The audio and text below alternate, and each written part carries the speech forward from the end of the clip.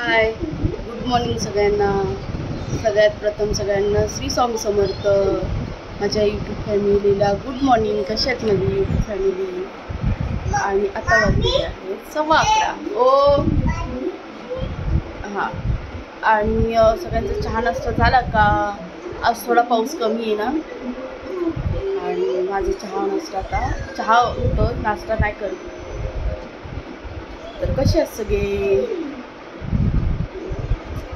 कुठे जात नाही, त्याच्यामुळे कुठे काही शूट पण करता येत नाही.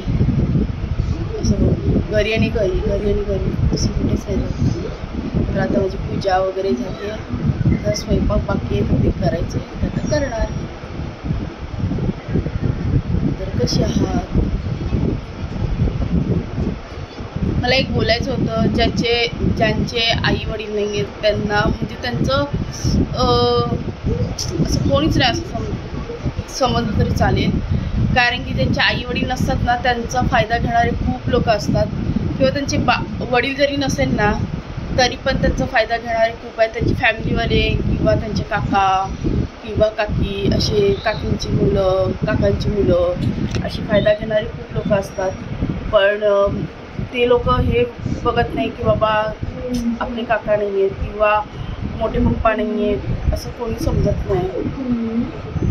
म्हणजे ज्याला जसं वाटतं ना तसं वागतात ती लोक. म्हणजे एखाद्याची फॅमिली म्हणजे आई वडील नसेल ना, तर त्यांच्या मुलांना असं ट्रीट करतात की जसं काय यांचं काहीतरी कर्ज घेतलेलं आहे असं त्यांना ट्रीट करतात. म्हणजे आपल्याला आपल्या आई वडिलांची आठवण आली पाहिजे असं म्हणजे काही लोक करतात.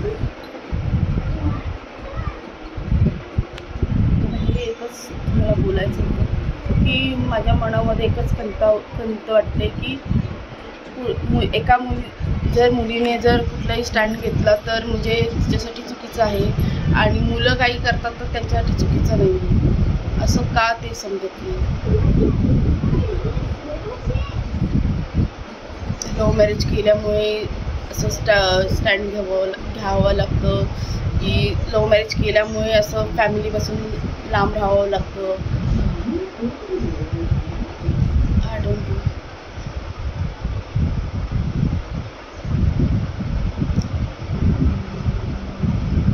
पण आपण एखाद्याला जर आपल्या मनातलं काही गोष्टी शेअर केल्या ना, तर ती लोक त्याचा फायदा खूप लोक घेतात. मी बघितलं, म्हणजे आपल्या मन हलकं करतो पण त्याचा फायदा घेणारे खूप लोक असतात.